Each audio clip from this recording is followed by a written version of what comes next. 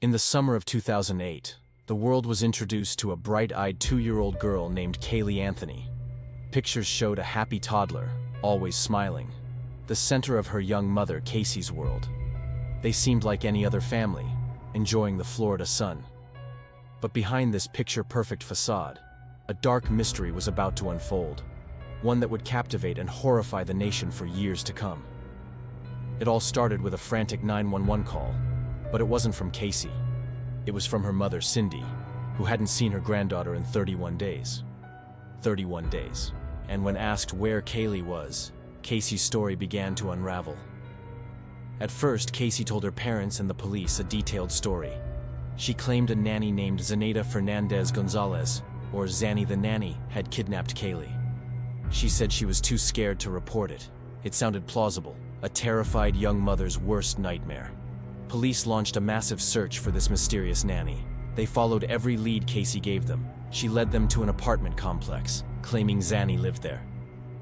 The apartment was vacant, and had been for months. She gave them a phone number for Zanny. It was disconnected. Every detail, every clue she provided led to a dead end. The story of Zanny the nanny was a complete fabrication. So, if there was no kidnapper, where was Kaylee? The question hung heavy in the air, and the focus of the investigation shifted dramatically. If Casey was lying about the nanny, what else was she lying about? With the kidnapping story debunked, investigators turned their attention back to Casey. What had she been doing during the 31 days Kaylee was missing? Her behavior was alarming. Instead of searching for her daughter, photos and witness accounts showed Casey partying, shopping, and even getting a new tattoo that read Bella Vita, the beautiful life. Her friends said she seemed carefree, never once mentioning that her daughter was gone. It was a chilling contrast, a mother living her best life while her child was nowhere to be found. The public was stunned. How could a mother act this way? But the most damning clue was yet to be discovered, and it was parked right in her parents' driveway. It was Casey's white Pontiac Sunfire. Her father, George, was the first to notice it. A smell. A smell he said was unmistakable, one that he couldn't get out of his head. He told police it smelled like something dead had been in that car. When forensic investigators opened the trunk of Casey's car, they were hit by the same overwhelming odor. A specially trained K9 unit alerted to the scent of human decomposition in the trunk. It was a significant breakthrough. Scientists took air samples and carpet cuttings for analysis. While they couldn't definitively say the DNA belonged to Kaylee, the chemical compounds found were consistent with a decomposing human body. The evidence was piling up, painting a grim picture. The carefree young mother was now the primary suspect in her own daughter's disappearance. The media descended on the case, and Casey Anthony became a household name overnight, judged in the court of public opinion long before she ever saw a courtroom. But the biggest twist was yet to come, and it was hidden in the digital history of the family computer. As the search for Kaylee continued, investigators made a shocking discovery on the Anthony family's desktop computer. Someone had been running some very specific, very disturbing Google searches. Searches for terms like foolproof suffocation, chloroform, and neck breaking. The searches were made in the weeks leading up to Kaylee's disappearance. When confronted, Casey denied making them. She claimed someone else must have used the computer. But the prosecution had its theory. Casey had researched how to incapacitate her daughter. The chloroform search was particularly chilling, as investigators had also detected high levels of chloroform in the air samples from her car trunk. The pieces of the puzzle seemed to be locking into place, creating a narrative of a mother who wanted freedom from her child and took horrific steps to get it. And then, in December 2008, 6 months after she was last seen, the search for Kaylee Anthony came to a heartbreaking end. A utility worker, walking through a wooded area not far from the Anthony home, stumbled upon a small skeletal remains inside a trash bag. Dental records confirmed everyone's worst fears. It was Kaylee. The little girl with the infectious smile had been found, discarded like trash just a quarter mile from her own house. Duct tape was found on or near the skull, suggesting a possible cause of death. The discovery sent a shockwave of grief and anger across the country.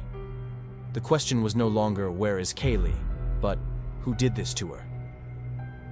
With Casey already in jail on charges of child neglect and lying to police, She was now indicted on the most serious charge of all, first-degree murder. The stage was set for one of the most sensational and divisive trials in modern American history. The trial of Casey Anthony began in May 2011, and it was pure pandemonium. It was broadcast live, and millions tuned in every day. The prosecution, led by Jeff Ashton, laid out their case methodically. They presented the Bella Vita tattoo, the lies about the nanny, the smell in the car, the internet searches for chloroform, and the discovery of Kaylee's remains near the family home.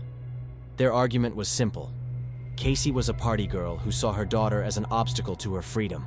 She allegedly used chloroform to render Kaylee unconscious, put duct tape over her mouth and nose, and then disposed of her body, lying for a month to cover her tracks. The prosecution's case felt overwhelming. To the public watching at home, it seemed like an open and shut case. A guilty verdict felt inevitable. But the defense team, led by the brilliant and controversial Jose Baez, was about to drop a bombshell that would change everything. In his opening statement, Jose Baez presented a completely different and shocking version of events. He claimed Kaylee wasn't murdered at all. He told the jury that Kaylee had accidentally drowned in the family's above-ground swimming pool on June 16, 2008. He argued that Casey's father, George Anthony, found the body and, in a panic, decided to cover it up to protect Casey. Baez painted a dark picture of the Anthony family, alleging a history of secrets and dysfunction. He claimed Casey's bizarre behavior and month of lies were not the actions of a cold-blooded killer, but of a traumatized young woman who had been conditioned to lie and keep secrets her whole life. This new narrative created a crucial element for the defense: reasonable doubt. Suddenly, the jury wasn't just deciding if Casey was guilty. They had to consider if it was possible someone else was involved in the cover-up, or if the death was a tragic accident. The trial became a battle of two completely opposing stories. The defense systematically attacked every piece of the prosecution's forensic evidence. The smell of death in the trunk? The defense argued it could have been from a bag of trash left in the car for days. The chloroform? They showed that chloroform is a common environmental contaminant, and that the science used to detect it was new and unproven. The duct tape? Baez argued there was no DNA on it, and no way to prove how or when it was placed on the skull. For every piece of evidence the prosecution presented, the defense offered an alternative explanation. They weren't trying to prove Casey was innocent. They just needed to prove that the prosecution couldn't prove she was guilty beyond a reasonable doubt. They turned the state's mountain of circumstantial evidence into a series of disconnected coincidences. The jury was left to wonder, what really happened? The prosecution had a compelling story, but did they have the hard, irrefutable proof to back it up? After 11 hours of deliberation, the jury returned with a verdict that no one saw coming. Not guilty of first-degree murder, not guilty of aggravated manslaughter, not guilty of aggravated child abuse. The courtroom was stunned into silence, which quickly erupted into chaos. Casey Anthony wept. Outside, the crowds that had gathered reacted with fury and disbelief. The nation was divided. How could she be innocent? The evidence seemed so clear to so many, but the jury saw it differently. They were bound by the law, and the prosecution, despite its compelling narrative, had not met the high burden of proof required for a murder conviction. There was no definitive DNA linking Casey to the crime scene, no undisputed cause of death, and no confession.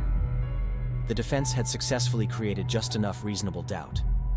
Casey Anthony was convicted only of lying to law enforcement and was released from jail just days later due to time served. She walked free, but the mystery of what happened to her daughter, Kaylee, remains officially unsolved to this day, a haunting question mark in one of America's most unforgettable cases. Thanks for watching. This case is a tough one, and it's okay to have strong feelings about it. If you found this story compelling, please hit that like button and subscribe for more deep dives into fascinating cases. Let me know your thoughts in the comments below, and we'll see you in the next video.